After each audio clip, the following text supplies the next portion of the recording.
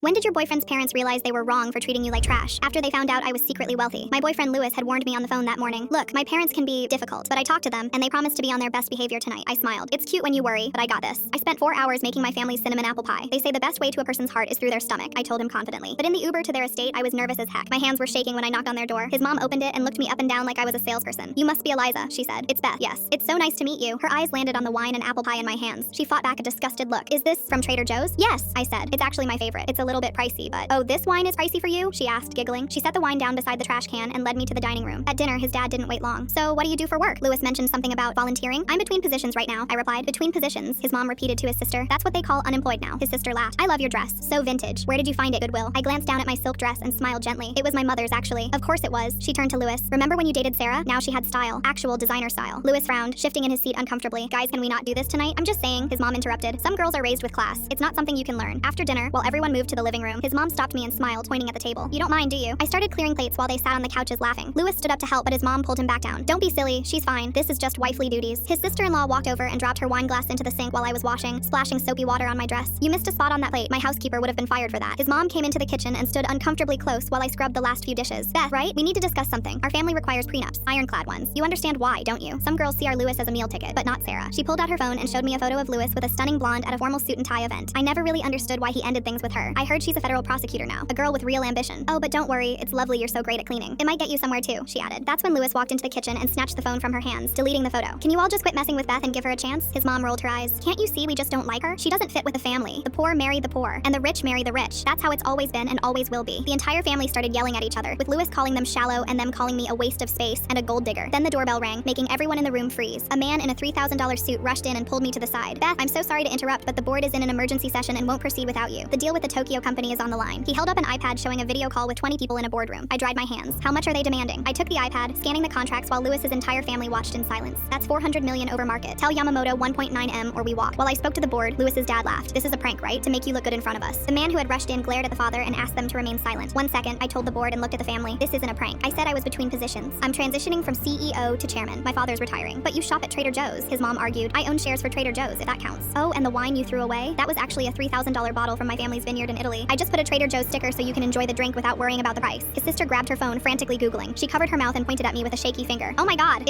you're that Beth. I finished the call. Done. 9 billion approved. Thank you, I told the man before he left. Lewis stood still, completely shocked by the turn of events. I reached out and held his hand. You defended me all night thinking I had nothing and was no one important. His eyes looked back at me longingly. Of course I would. I love you. That's when his mom suddenly turned friendly, smiling at me. So when's the wedding? I raised an eyebrow. I'm sorry, but none of you will be invited. That's when things really started getting out of hand. His mom's antics became violent the closer we got to the wedding, and his sister, full story on channel linked below.